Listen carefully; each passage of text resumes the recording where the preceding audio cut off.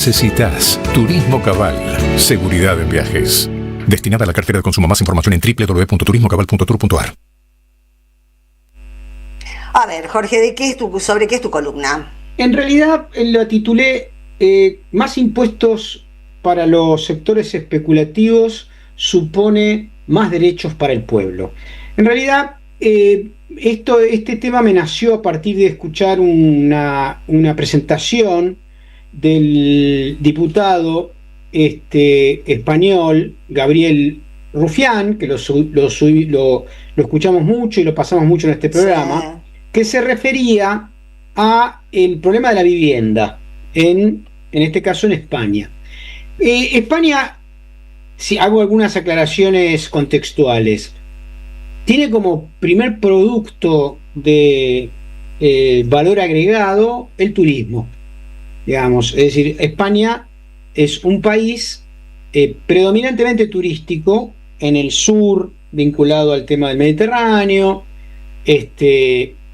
y también un turismo vinculado a orígenes, es decir, hay muchos descendientes de españoles en América que suelen ir a España en algún momento de su vida, es decir, tienen como mucha influencia el turismo en la economía española, ¿no?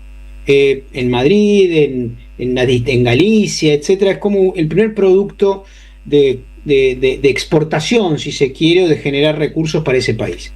Eso genera un proceso que se da en grandes ciudades y sobre todo en lugares turísticos, que se llama gentrificación, y que tiene que ver con que los departamentos son alquilados, son comprados o son construidos básicamente para el turismo, y los habitantes del lugar no pueden acceder a ellos. ¿Por qué? Porque construir para el turismo implica valores muy superiores a cualquier alquiler o a cualquier posibilidad de compra de un departamento en un lugar turístico. Cuando en las ciudades turísticas los departamentos tienden a valorizarse mucho. Todo el mundo, vamos a ver otro ejemplo claro, los ricos del mundo quieren tener un departamento en París, los ricos del mundo quieren tener una casa en Roma, muchos nórdicos quieren tener casas en el sur de España, etcétera, etcétera, y eso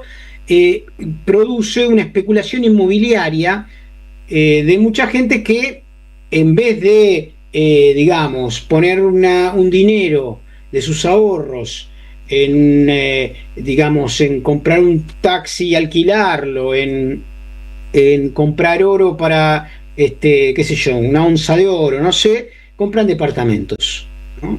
Y esto condena a los españoles a la imposibilidad tanto de adquirir sus casas o departamentos como de alquilar, porque hoy en Madrid un departamento de 2 ambientes de 45 metros cuadrados y sale 2.000 euros, cuando un salario de un trabajador es de 1.500. Entonces es imposible, y eso estamos hablando de un alquiler, ¿no? Imaginé un departamento de 45, yo me estuve fijando, además, un departamento de 45 metros cuadrados sale $500.000.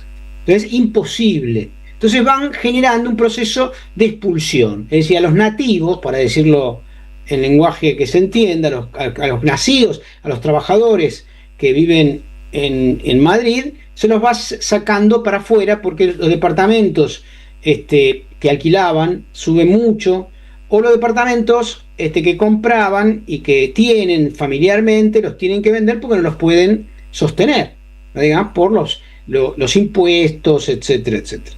Ahora me gustaría que, a partir de esto que expliqué, escuchemos a el diputado de Esquerra Republicana, es decir, Izquierda Republicana de Cataluña, Gabriel Rufián.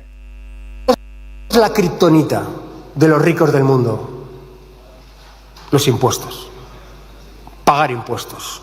Quien quiera hacerse rico con casas, que pague impuestos. De hecho, yo Prohibiría la compra especulativa de vivienda. Pero solamente les propongo gravarla. Meterle más impuestos, para que se entienda, freír a impuestos a quien quiera una casa, no para vivir, sino para especular. Quien quiera hacerse rico, que se compre un Picasso. Que se compre un lingote de oro, pero no una casa.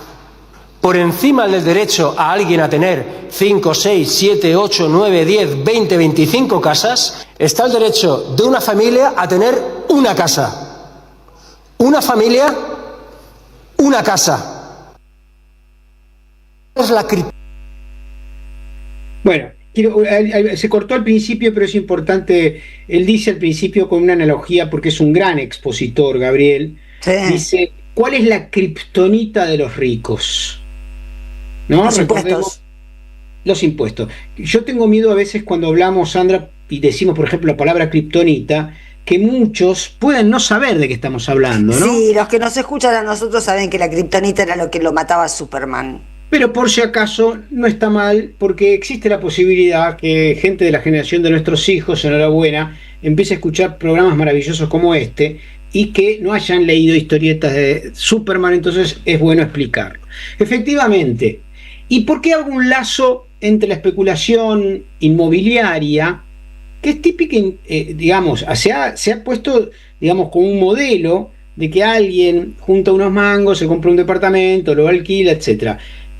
En Argentina o en cualquier lugar del mundo, pero mucho más en países donde el metro cuadrado sube mucho producto de la presión turística, eso hace que los propios habitantes no puedan tener casa. Entonces, ahora me quedé pensando, discúlpame Jorge, pero me quedé pensando que mal ejercitado tenemos el oído para algunas propuestas, porque cuando lo escuchaba a Rufián decir, bueno, el que quiera tener una segunda casa que pague, que me parece justo, por supuesto que el planteo es un planteo discutible, pero con una base sólida, que es una familia, una casa. Bueno, si estamos a favor de la equidad, es lógico, una familia, una casa, más familias, una casa, muchas menos familias, 10 casas. Ahí estamos todos de acuerdo. Sin embargo, un planteo de ese estilo en este mundo de hoy suena como descabellado cuando estamos viviendo cosas descabelladas. claro, bueno, pero eso que aparece como descabellado, por ejemplo, en Berlín, nadie puede tener más de una casa. No se puede, Claro. no se puede hacer especulación inmobiliaria con las casas, está prohibido. Entonces, bueno, algunos tratan de hacer trampas, poner a nombre de otros, etcétera, No, pero etcétera. me parece genial poder escuchar propuestas de este tipo, porque nos hemos vuelto tan tímidos que ni siquiera se escuchan. Claro, él lo que dice es, creo que ¿cuál es el primer derecho? Porque el concepto de derechos en disputas, por ejemplo, propiedad y libertad, ¿no? Ahí viene, por ejemplo, ¿qué es la libertad de una vivienda digna, como dice el artículo 14 de nuestra Constitución Nacional, o la libertad para apropiarse de un montón de casa y hacer que la gente no tenga la posibilidad de tener una casa y duerme en la calle, como está sucediendo cada vez más en nuestro país? En el caso de España, doy un dato que me olvidé, BlackRock, que es el segundo o el tercer fondo de inversión más importante del mundo, tiene 1.000 casas solo en Madrid. Digo, ¿por qué? Porque en realidad dan una rentabilidad enorme. Va un tipo que vive en otro lado y alquila la casa por 2 días y te paga en 2 días de alquiler de una casa lo mismo que un madrileño un mes en ese lugar, ¿cierto? Entonces, ahí hay un problema, hay dos problemas. El problema, digo, más específico tiene que ver con el turismo, que es un problema que vamos a tener que abordar en algún momento, probablemente no en la Argentina, o a lo mejor sí en algunos lugares donde llegan miles y miles y destrozan todo, ¿no? Pero en el caso específicamente de estos países, bueno, obviamente en Barcelona ha habido escándalos porque los propios habitantes, claro, uno llega de joda para una semana, la gente que labura, a la noche no puede dormir porque están de joda permanentemente los turistas. Bueno, es un problema. Pero voy al tema de fondo, que es el tema fiscal, o sea, lo que Gabriel dice, hay que freír a impuestos. Y quiero hacer el link con Milei. Cuando Milei elabora o trata de comunicar estas teorías pedorras, ¿no? Lo que busca es alejar a la kriptonita de sus mandantes.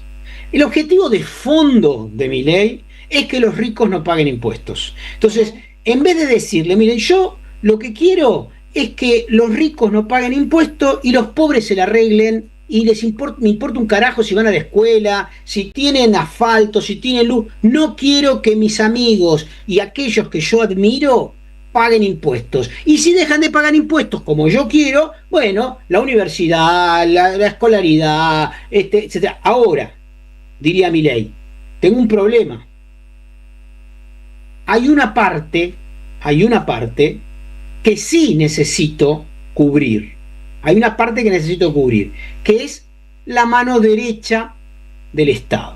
¿Qué significa? Yo necesito pagarle a la CANA, pagarle a la CIDE, pagarle a las Fuerzas Armadas, pagarle al Poder Judicial. Con esas 4 cosas, yo garantizo represión, garantizo que me cuiden a estos mandantes, es decir, hago una política fiscal solamente para cubrir eso. Y como estaba famosamente antes de las elecciones, agarrando todos los otros ravioles de la administración pública y tirándolos a la basura. Porque el objetivo es que la política fiscal de Milei no equilibre la sociedad como dice la Constitución.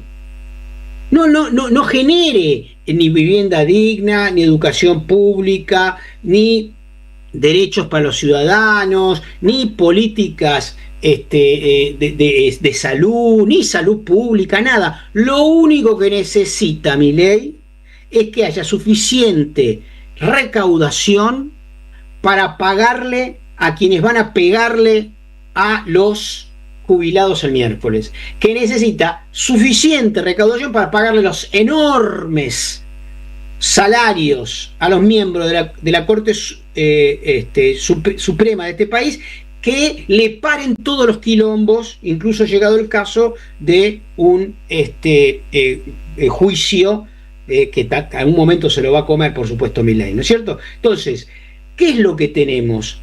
Que el tema central de una política tributaria de un Estado es quién paga.